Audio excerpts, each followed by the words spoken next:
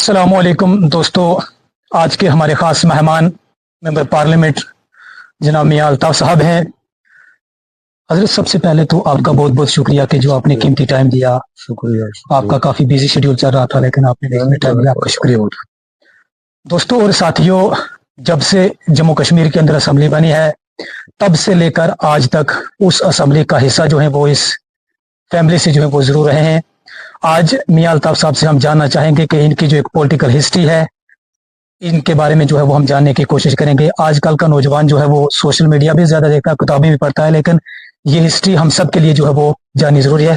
حضرت کہاں سے آپ کی فیملی کا ایک پولیٹیکل ہسٹری شروع ہے؟ مجھے لگتا ہے آپ بھی واقف ہیں اور دیکھنے والے بھی اس بات کے واقف ہیں کہ میرے دادا صاحب نے 1931-32 میں اپنی قوم کے لیے کام شروع کیا تھا۔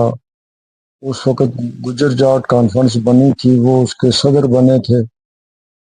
اس وقت ہمارے لوگوں میں کوئی اویئرنیس نہیں تھی، کوئی سیاسی طور پہ شناخت نہیں تھی، کوئی ان کی بات کرنے والا نہیں تھا۔ مہاراج کا وقت تھا، لوگوں پہ ظلم زیادتیاں بھی ہوتی تھی، بگار بھی لیا جاتا تھا، ٹیکس بھی لیا جاتا تھا، تو وہ بڑے لمبے معاملات ہیں۔ تو ان نے ہی شروع کی تھی میرے دادا صاحب نے، اور کافی پھر انہوں نے جو تحریک چلائی وہ کافی فائدہ مند ہوئی ہماری قوم کے لیے۔ پھر 47 سے پہلے وہ مہاراج کی اسمبلی میں ممبر بنے تھے، اسمبلی ممبر جی۔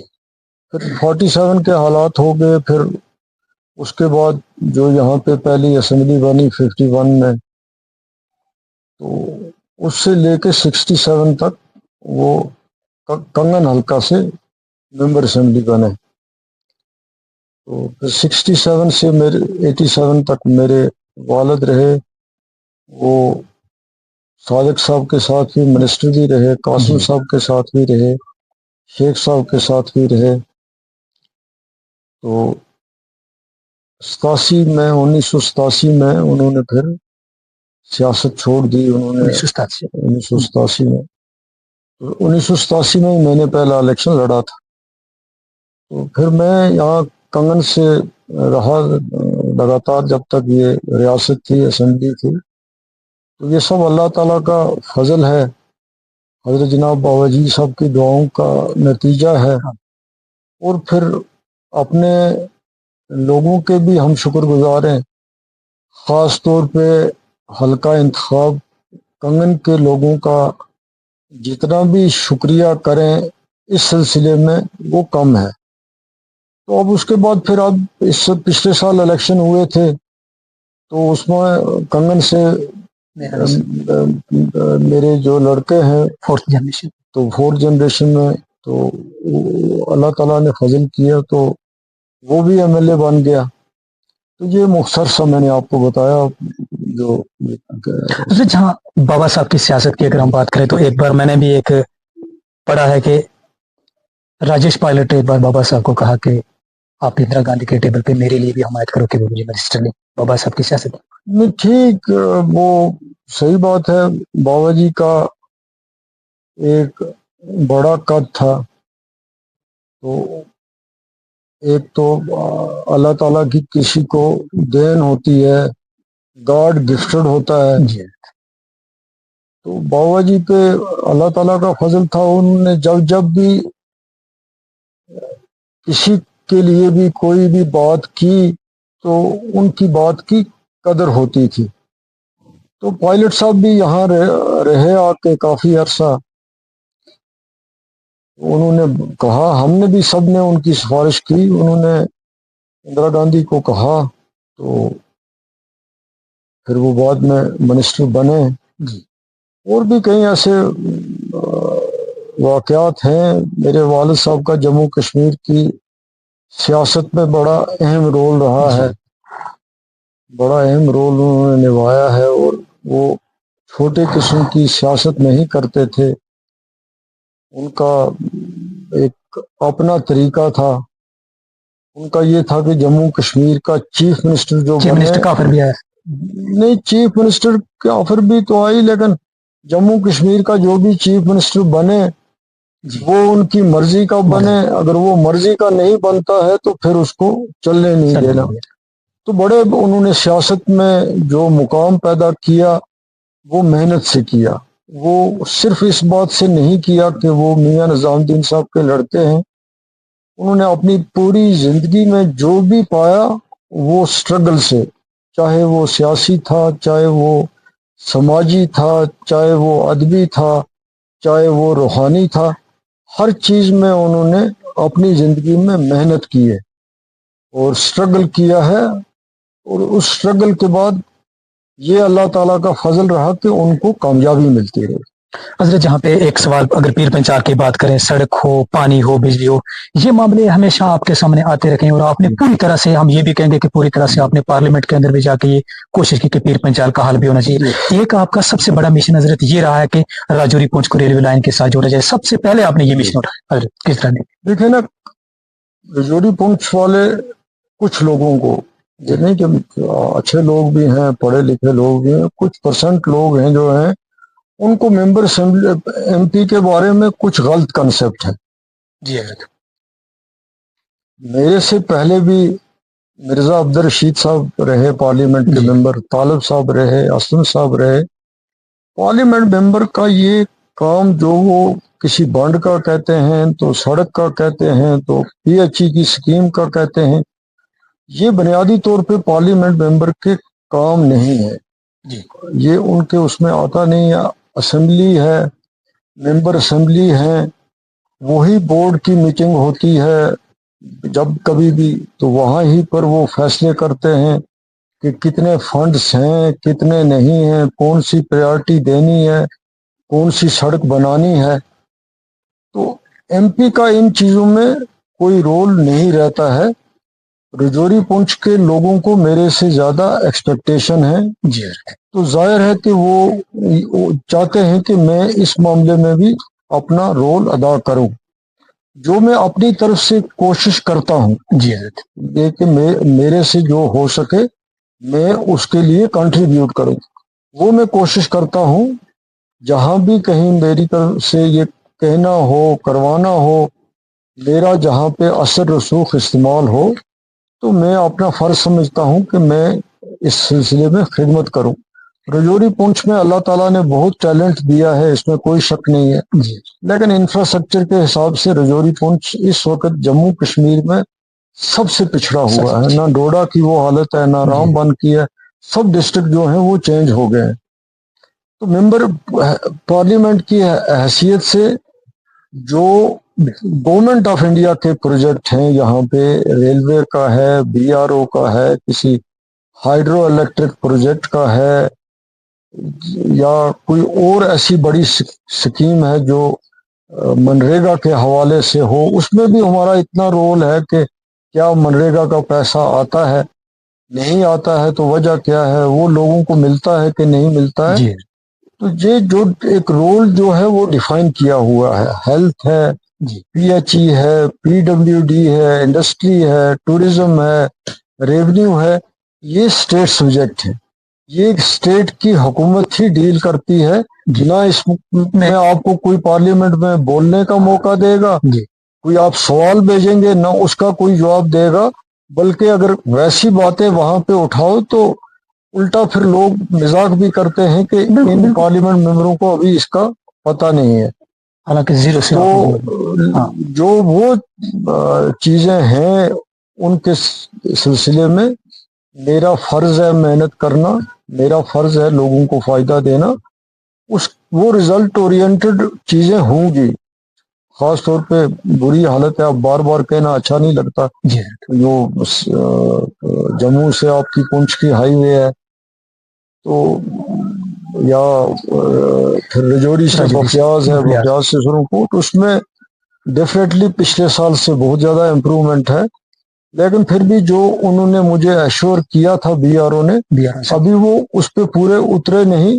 लेकिन मैं एक्सपेक्ट करता हूं कि सितंबर अक्टूबर में शायद ये सारा प्रोसेस जो है मंजाकोट तक जम्मू से एक ही किस्म की सड़क होगी, वो टनल वगैरह सब कुछ कंप्लीट होंगे। اور یہ جو ہے اس میں بھی ڈیفینیٹلی امپرومنٹ ہے لاسٹ ایئر سے. جو رجوری سے تھنا منڈی ہے وہاں سے 13 گلی سے بختیار سے سرن کوٹ، تو انہوں نے جو کچھ، میں بھی ان کے ساتھ ان ٹچ ہوں، میری بات ہوتی ہے. ہوگا اور کوئی ایک دو چیزیں ہیں جو گورنمنٹ آف انڈیا کو کرنی ہے، تو ان کے سلسلے میں قبل از وقت کہنا، سب کچھ کرنا وہ اچھا نہیں لگتا. وہ کسی فائنل سٹیج پہ ہوں گی تو اس وقت ہم ان کے بارے میں کہہ سکتے ہیں کہ ہم ان چیزوں کی امید رکھتے ہیں گورنمنٹ آف انڈیا سے. آج ہی کہہ دیں تو کل نہیں ہوتی ہوگا ہے یا ٹائم تو وہ اچھا نہیں ہوتا.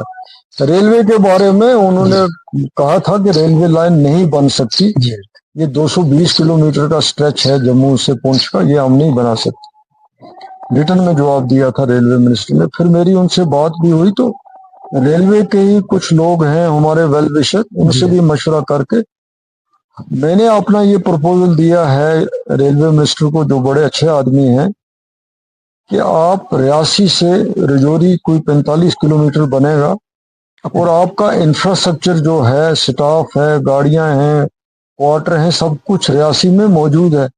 تو فرسٹ سٹیج میں آپ کم از کم رجوری تک ریل لائن جو ہے وہ ریاسی سے ہی بناؤ، جہاں سے کشمیر کو یہ مڑتی ہے تو وہاں سے بناؤ. اس کو انہوں نے وعدہ کیا ہے کہ ہم اس چیز کو ایگزامن کریں گے، دیکھیں گے اور اس سلسلے میں مدد کریں گے. تو میرے خیال ہے میں کہ اس کی کوئی سروے وغیرہ جو ہے وہ ضرور وہ کنڈکٹ کریں گے. اب آگے سے جب سیشن آئیں گے اس میں بھی میں دوبارہ سیشن کے بغیر بھی یہ چیزیں کروں گا. باقی P M G S Y کی ایز ایم پی ہم کو دستخط کرنا ہوتا ہے، جو پلان بنا کے لاتے ہیں وہ انجینئرس، وہ ظاہر ہے کہ ایم ایل اے سے بھی بات کرتے ہوں گے، ڈی ڈی سی والوں سے بھی کرتے ہوں گے، یا ہم جہاں ان کو کہتے ہیں وہ پلان وہ انکلوڈ کرتے ہیں، تو ہم ریکمنڈیشن کر دیتے ہیں. اس میں ہمیں کوئی ایم پی کو کوئی پرابلم ہے نہیں ہے.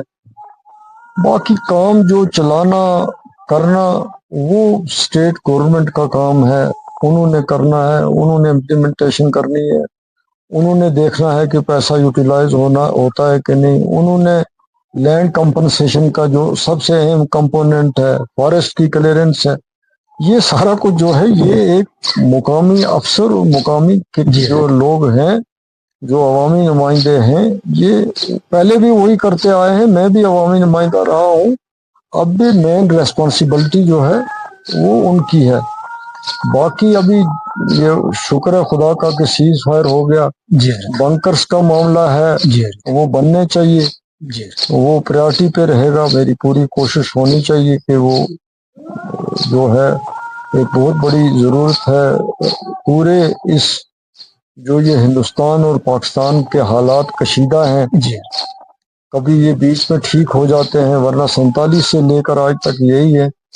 تو اس کا بھی جو افیکٹ ہے وہ رجوری پونچھ پہ پڑتا ہے، اس کا کوئی افیکٹ ڈوڈا میں نہیں پڑتا، کشمیر میں بالکل نہیں پڑتا، اوڑی اور کرنا کے بغیر.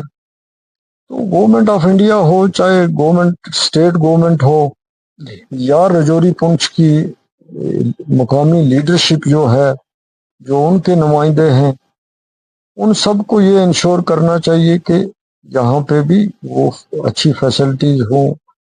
اب کافی ٹائم گزر گیا، ابھی تک 2012 میں آزاد صاحب کی مہربانی تھی، اس نے میڈیکل کالج دیا، لیکن وہ کالج تو ہے وہ ویل ایکوپڈ نہیں ہے، اس میں وہ فیسلٹیز نہیں ہے، وہ فیسلٹی نہیں ہے. تو میری جاب کا وہ حصہ بنتا ہے، اور وہ میری بڑی پریورٹی ہے. رجوری کی میڈیکل کالج میری بڑی پریورٹی ہے. تو میں ہر لیول پہ، میں نے پرسوں بھی چیف منسٹر کو اس میڈیکل کالج کے متعلق ایک ڈیٹیل چٹھی لکھی ہے، اور میں نے پہلے ان کو زبانی بھی کہا تھا کہ وہاں پہ گورنمنٹ جو اسٹیٹ کی گورنمنٹ ہے، یا اس سے پہلے کوئی گورنمنٹ کی تھی، سینٹر کی تھی، اسٹیٹ کی تھی، وہ کوئی رجوری پونچھ ان کی کسی پریورٹی میں رہتا نہیں ہے. یہ بدقسمتی کی بات ہے کہ وہ جس طریقے سے دھیان دینا چاہیے وہ نہیں دیا جاتا. اور وہاں ہیلتھ سیکٹر کی پوزیشن بھی خراب ہے، دوسرے سیکٹرز ہیں ان کی بھی خراب ہے. تو رجوری میڈیکل کالج میری ذاتی طور پہ بھی بڑی پریارٹی ہے. اب کتنی مجھے میں جو کچھ ریکمنڈ کرتا ہوں کہتا ہوں اسٹیٹ گورنمنٹ نے کرنا ہے. وہاں کیتھ لیب ہونی چاہیے, وہاں ایم آر آئی کی فیسلٹی ہونی چاہیے, وہاں فل ٹائم پرنسپل ہونا چاہیے. فیکلٹی وہاں کم ہے تو چلیں وہ ہر میڈیکل کالج میں کم ہے, لیکن باقی چیزیں کم از کم جو ایک میڈیکل کالج میں ہونی چاہیے. اگر رجوری کا میڈیکل کالج اچھا بن جائے گا اور وہاں کی ہائی وے اچھی ہو جائے گی تو ایٹ لیسٹ ایک پھر میڈیکل ٹریٹمنٹ کے لیے ایک شاندار ایک بہت اچھا سینٹر لوگوں کو رجوری اور پونچھ کے دونوں لوگوں کو ایک جگہ اویلیبل ہوگا. تو آپ میڈیا والوں کو ہم کو سب کو جو وہاں کے اب جو آئے ہیں الیکٹ ہو کے ایم ایل اے, ان کا بھی سب کا فرض بنتا ہے کہ وہ اس کے لیے ہر فورم میں بات کریں, اسٹرگل کریں. اس میں بھی میں ایکسپیکٹ کرتا ہوں کہ بہتری ہوگی. تو جو بھی چیزیں اس سلسلے میں لکھنی تھی کہنی تھی, یا ایون گورنمنٹ آف انڈیا سے شاید کچھ وہاں ایک کسی بڑے پروجیکٹ میں کچھ نہ کچھ وہ مدد کرنا چاہتے ہیں, وہ ہو جائے تو وہ ایک بڑا کام ہے. تو میرا بھی فرض بنتا ہے کہ اس سلسلے میں مدد کروں. ایک یوتھ کے لیے خاص میسج ہے آپ کا؟ یوتھ کے لیے دیکھیں میسج یہ ہے کہ یوتھ آج کا نوجوان جو ہے وہ پریشان ہے. جی کیونکہ ہر گھر میں پی ایچ ڈی کر کے انجینئرنگ کر کے بی اے کو تو اب کوئی پوچھتا ہی نہیں ہے, ایم ایس سی کر کے تو لڑکے بیکار ہیں. اب وہ بیکار تو پریشان ہے ہی ہے, اس سے زیادہ پریشان اس کے ماں باپ ہیں, جو ان ماں باپ کی صحت کو بھی افیکٹ کرتا ہے, سب کچھ کرتا ہے. تو گورنمنٹ کا یہ فرض بنتا ہے, ان کی یہ پریارٹی ہونی چاہیے, جو وقتاً فوقتاً ہم بھی اپنی طرف سے سجیشن دیتے ہیں کہ جو بھی کچھ گورنمنٹ آف انڈیا کے پاس ویکنٹ پوسٹیں ہیں وہ ریفر ہونی چاہیے ایس ایس آر بی کو, اور ایس ایس آر بی جو ہے وہ ٹائم باؤنڈ ہوں. تو جو ان کے پاس لاٹ ہے کم از کم اس میں اگر وہ چیزیں ہو جائیں گی تو کسی حد تک وہ کم ہو جائیں گی. باقی یوتھ کو بھی اس بات کے لیے تیار رہنا ہے کہ اب نوکریاں سب کے لیے نہیں ہیں. اب ملکی سطح پہ اگر آپ دیکھیں تو نوکریوں کی تعداد جو ہے وہ کم کی جا رہی ہے, ہر سیکٹر میں کم کی جا رہی ہے, ہر چیز کو آؤٹ سورس کیا جا رہا ہے. تو یہ آہستہ آہستہ یہ نوکریوں کا سلسلہ جو ہے یہ کافی کب سے یہ سلسلہ بہت زیادہ ہی کمپلیکیٹڈ ہو جائے گا میں یہ تو نہیں کہہ سکتا, لیکن یہ چیزیں جو ہیں نوجوان کو یہ مان کے چلنا پڑے گا کہ میرے ذہن میں اس کے بغیر بھی کوئی آلٹرنیٹیو ہونا چاہیے. اور پھر سب سے بڑی بات ہے, اگر نوجوان ہے کوئی تو اس کو محنت کرنی ہے. محنت کوئی بھی ہے, محنت کوئی کرے گا تو اس کو تسلی ہوگی, وہ ریلیکسڈ فیل کرے گا, وہ ڈپریشن سے بچے گا, وہ نشے سے بچے گا.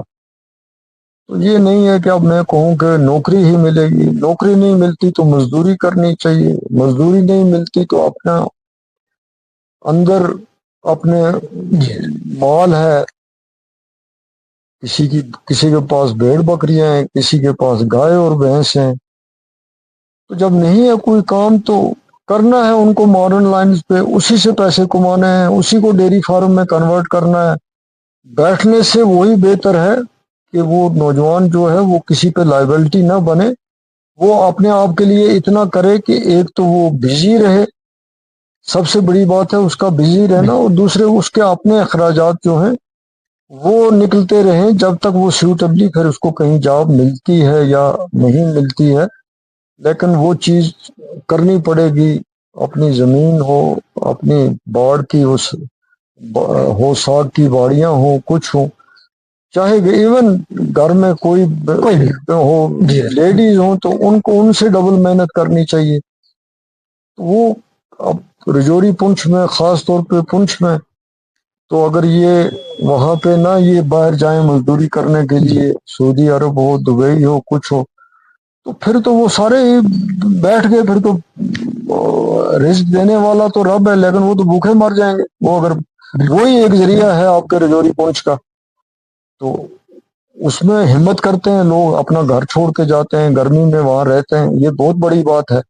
اور اگر وہاں جا کے کرتے ہیں، گھر کو پیسہ بھیجتے ہیں، 2 2 سال وہاں لگاتے ہیں، ویزا لیتے ہیں، سب کچھ کرتے ہیں، تو یہاں اگر کوئی چیز ان کو ہے اویلیبل، بالکل تو مجھے لگتا ہے ان کو اس آپشن کو زیادہ پریفرنس دے کے یہاں بھی ویسے محنت کریں۔ تو بے روزگاری ایک مسئلہ ہے، اس میں کوئی شک نہیں ہے، مسئلہ ہی اصلی یہی ہے۔ تو میں تو نوجوانوں کو یہی کہوں گا کہ ان کو مینٹلی تیار رہنا چاہیے کہ یہ ہمیں ایک چیلنج ہے، اور اس کو ایکسیپٹ کر کے اپنے آپ کو اس کے لیے تیار کر کے کوشش کرنی ہے۔ ہمت مردہ مالت خدا، اللہ تعالیٰ پھر وقت پہ سب کچھ دیتا ہے، لیکن پریشانیاں لینے سے اس سے کچھ نکلتا نہیں ہے۔ ہمت کرنی چاہیے، اور آپ کے رجوری پونچھ میں ٹیلنٹ بہت ہے، اس کا کوئی جواب نہیں ہے، نوکریاں بھی بہت بنی، کے ایس بھی آپ کے لڑکے ہیں، کے پی ایس ہے، آئی ایس ہے، اس میں بھی سب کو اللہ تعالیٰ کا شکر کرنا چاہیے، بے شک اس کا شکر کرنا چاہیے۔ ایز پر ایکسپیرینس، کیونکہ پولیٹیکل آپ کا بڑا ایکسپیرینس ہے، کیونکہ آپ 4th جنریشن کے اندر، میں نے پہلے ہی کہہ دیا کہ جب سے اسمبلی بنی اور آپ نے جیت حاصل کی۔ یہ سوال اس لیے ضروری ہے حضرت کہ ہر ایک سے ہم نے پوچھنے کی کوشش کی، مگر اس سوال کا جواب آج تک مجھے نہیں ملا۔ اگر سیاست ہے تو یہ آسان ہے تو کیوں ہے، مشکل ہے تو کیوں ہے، کن لیڈروں کے لیے مشکل ہے اور کن کے لیے آسان ہے؟ یہ سوال کا جواب آپ ہی سے مل سکتا ہے۔ دیکھیں میں آپ کو بتاؤں، یہ بڑا ٹف سبجیکٹ ہے جی حضرت، اس میں کوئی شک نہیں جی بہت، اور پھر خاص طور پہ اگر آپ کو اس لیے سیاست کرنی ہے کہ آپ کی عزت بچی رہے، آپ کی پالیٹکس کنٹینیو رہے، آپ کو کامیابی ملتی رہے، تو پھر آپ کو بہت محنت کرنی پڑے گی، اس کے بغیر کوئی چارہ نہیں۔ جی اور یہ اب وہ کسی شاعر نے کہا ہے، چھٹتی نہیں یہ کافر منہ سے لگی ہوئی، وہ کوئی بڑے ہی اچھے لوگ ہیں یا تھے، خاص طور پر بابا جی کی طرح، جنہوں نے چھوڑی تو چھوڑ دی۔ جی یہ بڑی ایک مصیبت ہے سیاست کی کہ یہ چھوٹتی بھی نہیں ہے، جب اس میں ایک بار آدمی آ جاتا ہے تو یہ ایک مشکل کام بن جاتا ہے۔ باقی اگر کسی کو اس پالیٹکس میں زندہ رہنا ہے، اپنی کریڈیبلٹی کرنی ہے، تو پھر وہ آپ یہ نہیں اس سے ایکسپیکٹ کر سکتے کہ وہ اس کا بھی کوئی وقت آرام کا ہوگا، کیونکہ پالیٹیشین کے پاس اب کچھ رہا نہیں۔ ایک زمانہ تھا کہ وہ کسی کو بلاک کا کام دلاتا تھا، کسی کو ٹیچر کی ڈائریکٹ اپوائنٹمنٹ کرتا تھا، کسی کو فارسٹ کرتا تھا، کسی کو کیجول کرتا تھا، کسی کو پولیس میں کرتا تھا، کسی کو سڑک کا ٹھیکہ دیتا تھا۔ بیوروکریسی پہ اتنی چلتی تھی کہ افسر نہیں مانتا تو اس کی ٹرانسفر ہو جاتی تھی۔ تو اب بنیادی بات طور پہ یہ ہے کہ وہ خود بھی اس سلسلے میں بے بس ہے، اور پھر پالیٹیشین بیچارے کا یہ ہے کہ اس کی جو رہی صحیح کسر ہے وہ اب میڈیا والے نکال دیتے ہیں کہ اس نے اگر لیفٹ نہیں دیکھا تو رائٹ دیکھ لیا، اس نے اگر کہیں کوئی 25 پیسے کی غلطی کر لی تو وہ 25 کے ساتھ پھر اس کو وہ 2 صفر اور لگ جائیں گے۔ تو یہ ایک ایسا سلسلہ ہے کہ کوئی بھی انسٹیٹیوشن ہو، چاہے کوئی لیڈر ہو، چاہے کوئی خاص طور پہ میڈیا والا ہو، کوئی افسر ہو، کسی کی دل آزاری نہیں کرنی چاہیے۔ بیٹھے بیٹھے کسی کے ساتھ اگر کسی کی شکل آپ کو پسند نہیں ہے تو آپ کے ہاتھ میں مائک ہے تو آپ لے کے لگ جائیں گے، تو وہ یہ قدرت کا سرکل ہے، پھر ان کو بھی بھگتنا پڑتا ہے۔ اور وہ جس طریقے سے یہ سوچتے ہیں کہ یہ کر کے ہم پتہ نہیں کتنے بڑا آگے بڑھ جائیں گے، سب کچھ کریں گے، ان کے متعلق بھی پھر ایک جو میجارٹی کا اوپینین ہوتا ہے وہ سامنے آ جاتا ہے، وہ ٹھیک نہیں رہتا، چاہے وہ احساس اس کا اظہار کریں یا نہ کریں۔ تو پالیٹکس ایک ڈیفیکلٹ سبجیکٹ ہے۔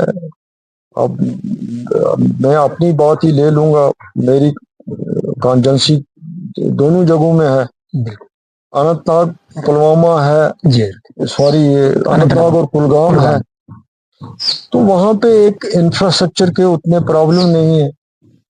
ایم پی سے اگر ان کو کوئی کام پڑے گا، خاص طور پہ جو یہ میڈیکل ایڈ کے کیس ہیں، ہم بھیجتے ہیں، ایک ایم پی بھیج سکتا ہے اپنی کانجنسی سے، تو نارمز کے تحت جو ان کے پیرامیٹرز ہیں اس میں بھیجو تو 3 لاکھ تک فوراً ہمیں اس کی سینکشن پرائم منسٹر کے دفتر سے مل جاتی ہے، کوئی دقت نہیں آتی۔ اور میری وہ اپنے MLAs کو کہتے ہیں، وہ مجھے بھیجتے ہیں، میں دوسرے دن ریکمنڈ کرتا ہوں، ہفتے تک اگر اس میں کوئی چیز کمی ہو تو وہ تب بھی انٹیمیٹ کرتے ہیں، ادروائز وہ سینکشن کرتے ہیں۔ یا اننت ناگ میڈیکل کالج کا فار ایگزامپل MRI تھا، کیتھ لیب تھا، پچھلے سال پوری کوشش میں نے کی، وہاں کیتھ لیب لگ گئی، اب ہارٹ کا سب کچھ وہاں، MRI کا بھی دلی تک کہا کچھ، وہ بھی سینکشن ہو گیا۔ تو یہ چیزیں جو ہیں وہ موٹی موٹی چیزیں ہیں جو میرے سے، وہ رجوری پونچھ کے ساتھ اسمبلی سیگمنٹ ہیں، ان کی ایکسپیکٹیشن مجھ سے زیادہ ہے، جی تو میرے اپنے ہاتھ میں کچھ ہے نہیں، جی دوسرے کے پاس جانا ہے۔ جی اب میں 5 ٹرم MLA رہا ہوں، اب میرے سے کوئی یہ ایکسپیکٹ کرے کہ میں کسی کے پیچھے پیچھے چلوں گا تو وہ پاسبل نہیں ہو سکتا، مطلب ویسی سیاست بھی نہیں ہو سکتی۔ جی کسی نہ کسی جگہ انسان کو آ کے اپنے ہوتا ہے کہ یار اب کس کس کے پیچھے یہ فائل لے کے چلیں گے، تو پھر بھی میں اپنی طرف سے کوشش کرتا ہوں، ان کی ایکسپیکٹیشن زیادہ میرے سے ہیں، قدرتی بات ہے، تو میں بھی یہ سمجھتا ہوں کہ میں ان کو میں مایوس نہ کروں، لیکن پریکٹیکلی میری بھی کچھ مجبوریاں ہیں جو عام لوگوں کو سمجھانا یا کہنا وہ اچھا نہیں لگتا۔ جی تو یہ ہے مشکل کام ہے، کوئی آسان کام نہیں ہے۔ یہ سوال کا اس کا جواب ہمیں مل بھی نہیں رہا کیونکہ ہم نے کافی کوشش کی، لیکن آپ نے بڑے ڈیپلی طریقے سے اس کو جو ہے وہ سمجھایا۔ ایک سوال میں آپ سے اور کرنا چاہوں گا کہ جب بابا صاحب نے سیاست چھوڑ دی، ڈائریکٹ آپ کے حق میں جب یہ فیصلہ ہوا، کیا اس وقت آپ انٹرسٹڈ تھے سیاست میں؟ بالکل نہیں تھا میں، بابا جی نے اچھی بات تھی کہ انہوں نے کبھی ہمارے ساتھ یہ بات بھی نہیں کی تھی، تو ان کی اللہ تعالیٰ کا فضل ہے، اس وقت ان کی صحت بھی ٹھیک تھی، وہ اچھے طریقے سے سیاست کر رہے تھے۔ انہوں نے یہ بات کہیں کچھ دن پہلے جی صرف میری مدر سے شیئر کی تھی، جی حضرت، تو مدر نے بھی ہمیں نہیں بتایا تھا، تو پھر وہ میرے لیے بھی سرپرائز تھا جب وہ ٹکٹ وغیرہ مجھے ملا، تو انہوں نے اس کے بارے میں بھی یہ نہیں بتایا تھا کہ میں نہیں لڑ رہا ہوں، تو میں نے ان کو کہا ہے کہ الیکشن وہ لڑے گا، جی حضرت، وہ میرے لیے سارا سرپرائز تھا۔ لیکن یہ ہے کہ اتنا میں ضرور کہہ سکتا ہوں کہ میں جب سے پالیٹکس میں آیا تب سے میں نے محنت ڈیفینیٹلی کی، میں کبھی بھی کسی جگہ میں لیزی نہیں رہا، جی حضرت، اور اس نے مجھے بہت فائدہ دیا، اور محنت میں بھی میں نے ہمیشہ غریب کی میں نے مدد کی، جو مدد کرنے کے قابل تھا اس کی میں نے بڑی کوشش کی جی کہ میں پرسنل لائکنگ ڈس لائکنگ پہ نہ جاؤں، میں کوشش کروں 70-80% میرٹ پہ جانے کی، تو ان چیزوں نے مجھے پے کیا، تو پھر اس کے بعد میں آ گیا پارلیمنٹ میں، آنا نہیں چاہتا تھا، مقدر تھا، اب یہاں بھی جو تھوڑا بہت ٹائم ملے گا تو میں اپنی کریڈیبلٹی کے لیے بھی کوشش کروں گا کہ میری کریڈیبلٹی کا معاملہ بھی ہے کہ جو میرے سے ہو سکے اس سے میں دگنا کوشش کروں، ایٹ لیسٹ اننت ناگ کی بات ہو، کلگام کی بات ہو، خاص طور پہ آپ کی رجوری پونچھ کی جو ایک واقعی نیگلیکٹڈ لاٹ ہے، وہاں پہ یہ بھی کوشش کروں گا کہ یہ جو یوتھ کی بات آپ نے کی کہ رجوری پونچھ کے لیے کوئی بارڈر بٹالین بنائے گی گورنمنٹ آف انڈیا تو بہت فائدہ رہے گا وہاں کے یوتھ کو، کیونکہ کوئی اور روزگار نہیں ہے، تو جو بھی بڑے کام ہوں گے جو ایک ایم پی کے لیے جو اس کو کرنا چاہیے وہ میں اپنی طرف سے کوشش کروں گا، باقی اللہ تعالیٰ کو منظور ہے۔ جناب میاں الطاف صاحب ممبر پارلیمنٹ راجوری پونچھ کی اگر بات کریں تو جہاں سڑک کی بات ہو، پانی کی ہو، بجلی کی ہو، آنے والے وقت میں جو ہے ضرور پیر پنچال جو وہ چمکتا ہوا نظر آئے گا۔ انہوں نے جموں کشمیر اسمبلی میں رہ کے بھی جو ہے وہ بے باکی کے ساتھ بیان رکھا، پارلیمنٹ میں جب یہ پہنچے انہوں نے عوام کی بات کی، اور انشاءاللہ اس سے پہلے بھی ہم دیکھ رہے ہیں اور آج بھی، اور ہمیں لگ رہا ہے کہ انشاءاللہ ان کی طرف سے جو ہے وہ پوری کوشش جو ہے وہ کی جا رہی ہے۔ آج انہوں نے مجھے قیمتی ٹائم دیا، میں آخر میں پھر اپنی طرف سے اور اپنی پوری ٹیم کی طرف سے ان کا شکریہ بھی جو ہے وہ ادا کروں گا۔ دوستوں اور ساتھیوں، دیجیے اپنے میزبان شوکت چودھری کو اجازت، ملیں گے اگلی پیشکش میں بڑے پیار کے ساتھ دوستوں۔